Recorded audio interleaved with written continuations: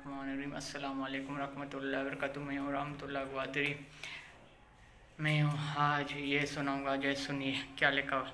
लुक़मान हकीम रहमुल्लाह की अपने बेटे को नसीहत। शुएब बिन ईमान में हज़रत हसन रज़ी अल्लाह तआला अन्हु से मनक़ूल है कि हज़रत लुक़मान अलैहिस्सलाम ने अपने बेटे से कहा कि ऐ प्यारे बेटा, मैं चट्टान लूँगा और हर बारी चीज़ों को उठा लिया है, लेकिन मैंने पड़ोसी से ज़्यादा किसी चीज़ को नहीं पाया, और मैंने तमाम करवटों चीज़ों का जायका चखा लिया, लेकिन फ़क्र तंदुरुस्ती से तलक कोई चीज़ नहीं पाया। ऐ बेटा, जाहिल शख्स हरगिज़ अपने कासिद और नुमाइंदा मत बनाओ। अगर नुमाइंदगी के लिए कोई काबिल अक्लमंद शख्स ना मिला तो खुद अपने कासिद बन जाए। बेटा, झूठ से खुद को महफूज रखे।